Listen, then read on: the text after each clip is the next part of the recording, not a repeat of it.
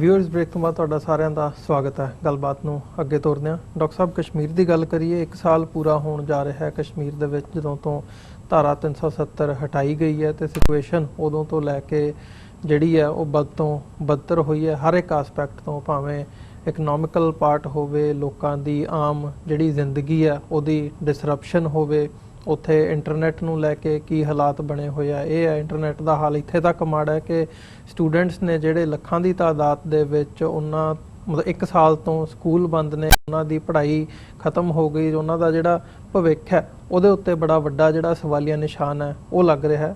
ਸੋ ਕਸ਼ਮੀਰ ਬਾਬਤ ਜਿਹੜੇ ਇਹ ਹਾਲਾਤ ਬਣੇ ਹੋਏ ਨੇ, ਧਾਰਮਿਕ ਤੌਰ 'ਤੇ ਇੰਨਾ ਕੁ ਹੋਇਆ ਵੀ ਹੁਣ ਈਦ ਦੇ ਜਿਹੜੇ ਦਿਨ ਨੇ, ਈਦ ਤੱਕ ਨਹੀਂ ਮਨਾਉਣ ਦੀ ਇਜਾਜ਼ਤ ਕਸ਼ਮੀਰ ਦੇ ਵਿੱਚ ਦਿੱਤੀ ਗਈ। ਸੋ ਕੀ ਕਹਿਣਾ ਚਾਹੋਗੇ ਇਸ ਬਾਰੇ? ਦੇਖੋ, ਜਿਵੇਂ ਅਸੀਂ ਪਹਿਲੇ ਸੈਗਮੈਂਟ 'ਚ ਜ਼ਿਕਰ ਕੀਤਾ ਹੈ ਕਿ ਸਭ ਤੋਂ ਪਹਿਲਾਂ ਤਾਂ ਕਸ਼ਮੀਰੀ ਭਰਾਵਾਂ ਭੈਣਾਂ ਦੀ ਬਹਾਦਰੀ ਨੂੰ ਸਲਾਮ, ਸੈਲਿਊਟ, ਜਿਸ ਬਹਾਦਰੀ ਦੇ ਨਾਲ ਉਹ ਪਿਛਲੇ 1 ਸਾਲ ਤੋਂ ਇਹਨਾਂ ਤੰਗੀਆਂ ਦੇ ਬਾਵਜੂਦ ਜਿਹੜੀਆਂ ਤੁਸੀਂ ਬਿਆਨੀਆਂ ਨੇ, ਇਸ ਤੋਂ ਵੀ ਹਾਲਤ ਵਰਸਟ ਹੈ।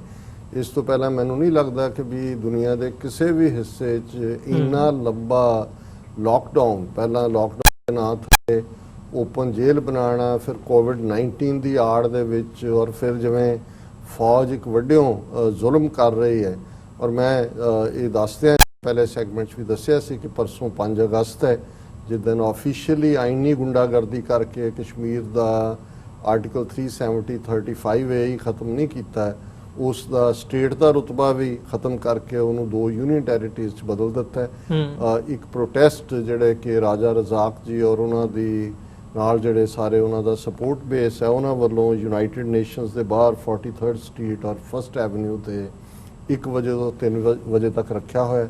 ਉਹਨੂੰ TV 84 ਵੱਲੋਂ ਕਵਰ ਵੀ ਕੀਤਾ ਜਾਏਗਾ, ਅਸੀਂ ਵੀ ਉਸ ਦੇ ਵਿੱਚ ਰਿਪਰੈਜ਼ੈਂਟ ਕਰਾਂਗੇ। ਔਰ ਇਸ ਤਰ੍ਹਾਂ ਸ਼ਾਮ ਨੂੰ ਟਾਈਮ ਸਕੁਅਰ 7 ਤੋਂ 9, ਜਿੱਥੇ ਕਿ ਇਹਨਾਂ ਨੇ ਰਾਮ ਮੰਦਰ ਬਣਾਉਣ ਦੇ ਨਾਂ ਥੱਲੇ ਜਿਹੜੀ ਸੈਲੀਬ੍ਰੇਸ਼ਨ ਰੱਖੀ ਹੈ, ਕਿਉਂਕਿ 5 ਅਗਸਤ ਦਾ ਦਿਨ ਕਸ਼ਮੀਰ ਮੁੱਦੇ ਤੋਂ ਬਹੁਤ ਅਹਿਮ ਹੈ ਔਰ ਇਹਨਾਂ ਨੇ ਵੀ ਉਸ ਡਾਈਵਰਟ ਕਰਨ ਦੇ ਲਈ ਧਿਆਨ ਇਸ ਦਿਨ ਨੂੰ ਚੁਣਿਆ।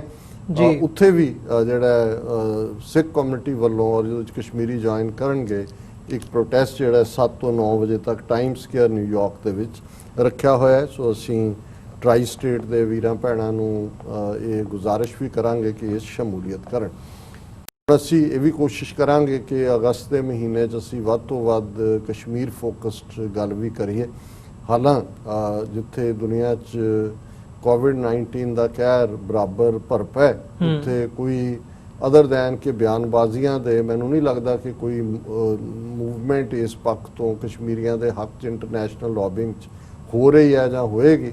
ਹਾਲਾਂ ਪਾਕਿਸਤਾਨ ਦੇ ਫੋਰਨ ਮਿਨਿਸਟਰ ਜਿਹੜੇ ਨੇ, ਉਹਨਾਂ ਨੇ ਜ਼ਰੂਰ ਕਿਹਾ ਜੀ ਕਿ ਅਸੀਂ ਸੜਕ ਦਾ ਨਾਂ ਸ੍ਰੀਨਗਰ ਤੱਕ ਹੋਏਗਾ, ਤੇ ਇਸ ਕਿਸਮ ਦਾ ਜਸਟ ਇੱਕ ਚੀਅਰ ਅਪ ਕਰਨ ਦੇ ਲਈ ਚੰਗਾ ਬਿਆਨ ਹੈ। ਬਟ ਜਿਵੇਂ ਉਹ ਕਹਿੰਦੇ ਨੇ ਕਿ ਵਾਕ ਦਾ ਟਾਕ ਔਰ ਟਾਕ ਦਾ ਵਾਕ, ਜਿਸ ਪਾਸਿਓਂ ਇਹਨੂੰ ਮਰਜ਼ੀ ਲਾ ਲਓ, ਲੇਕਿਨ ਕਸ਼ਮੀਰੀਆਂ ਦੀ ਹਾਲਤ ਜਿਹੜੀ ਹੈ ਉਹ ਬਹੁਤ ਮਾੜੀ ਹੈ 1 ਸਾਲ ਦੇ ਵਿੱਚ। ਔਰ ਮੈਂ ਜੇ ਮੇਰੇ ਸਾਹਮਣੇ ਘੱਟੋ ਘੱਟ 8 ਖਬਰਾਂ ਨੇ ਇਸ ਨਾਲ ਰਿਲੇਟਡ, ਪਰ ਵਕਤ ਕਰਕੇ ਮੈਂ ਆਉਣ ਵਾਲੇ ਦਿਨਾਂ 'ਚ ਵੀ ਅਸੀਂ ਡਿਸਕਸ ਕਰਨਾ।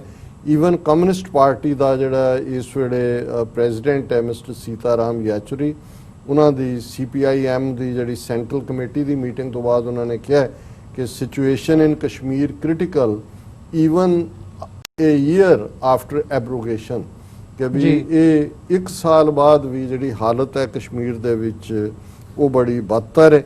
ਔਰ ਜਿਵੇਂ ਇਹਨਾਂ ਦੀ BBC ਦੀ ਖਬਰ ਹੈ ਕਿ ਕਸ਼ਮੀਰ 5 ਅਗਸਤ ਤੋਂ ਪਹਿਲਾਂ ਸ੍ਰੀਨਗਰ 'ਚ ਕਰਫਿਊ, ਔਰ ਉਹ ਸਾਰੇ ਦਾ ਦਰਸ਼ਕ ਦੇਖ ਸਕਦੇ ਨੇ ਬੈਕਗਰਾਊਂਡ 'ਚ ਕਿ ਐਜੂਕੇਸ਼ਨ ਇੰਸਟੀਟਿਊਸ਼ਨਸ ਦੂਸਰੀ ਤੀਸਰੀ ਤਾਂ ਪਹਿਲਾਂ ਹੀ ਬੰਦ ਚੱਲ ਰਹੇ ਨੇ। ਈਵਨ ਬਾਜ਼ਾਰ ਲੋਕਾਂ ਨੂੰ, ਕਿਉਂਕਿ ਈਦ ਵੀ ਆਲਮੋਸਟ 2 ਦਿਨ ਪਹਿਲਾਂ ਸੀ, ਜਿਹੜਾ 1 ਜਾਂ 2 ਦਿਨ ਦੀ ਵੇਰੀਏਸ਼ਨ ਸੀ ਅੱਡ-ਅੱਡ ਥਾਵਾਂ 'ਤੇ, ਲੇਕਿਨ ਮਸਜਿਦਾਂ ਦੇ ਬਾਹਰ ਵੀ ਜੰਦੇ ਲਾ ਦਿੱਤੇ ਗਏ, ਲੋਕਾਂ ਨੂੰ ਘਰਾਂ 'ਚੋਂ ਨਹੀਂ ਨਿਕਲਣ ਦਿੱਤਾ ਗਿਆ, 2 ਦਿਨ ਦਾ ਕਰਫਿਊ ਲਾਇਆ ਗਿਆ। ਔਰ ਇਸ ਸਾਰੇ ਦੇ ਨਾਲ ਜਿਹੜਾ ਪੂਰਾ ਉਹਨਾਂ ਨੇ ਬਹੁਤ ਸਾਰੀਆਂ ਪਿਕਚਰਸ ਜਿਹੜੀਆਂ ਮੀਡੀਆ ਦੇ ਵਿੱਚ ਆਈਆਂ ਨੇ ਐਸੋਸੀਏਟਡ ਪ੍ਰੈਸ ਜਾਂ ਰਾਇਟਰ ਦੇ ਹਵਾਲੇ ਨਾਲ। ਔਰ ਇਸ ਦੇ ਨਾਲ ਜੇ ਅਸੀਂ ਦੇਖੀਏ ਕਿ ਵੀ ਆਉਣ ਵਾਲੀ ਨੀਤੀ ਉੱਥੇ ਕੀ ਹੋਏਗੀ, ਤੇ ਫਿਰ ਜਿਹੜਾ BJP ਦਾ ਪ੍ਰੈਜ਼ੀਡੈਂਟ ਹੈ ਜੰਮੂ ਕਸ਼ਮੀਰ ਦਾ, ਉਸ ਦਾ ਬਿਆਨ ਹੈ statehood only after rectifying blunders of previous regimes।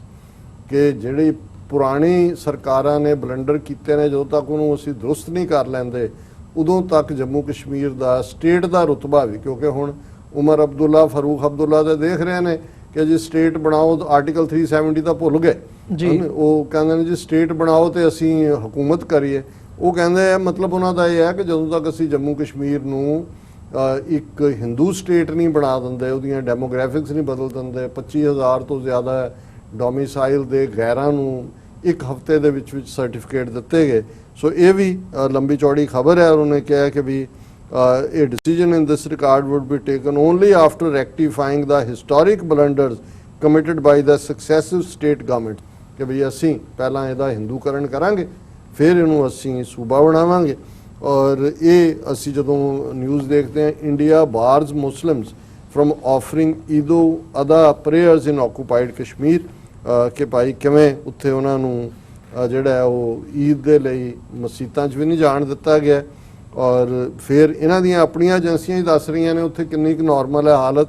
Restrictions imposed in Kashmir valley, markets shut while officials maintain the restrictions are in view of COVID situation। Mehbooba Mufti's daughter says they are being undertaken to ensure that anger and frustration felt by the people against the centre's decision remain hidden।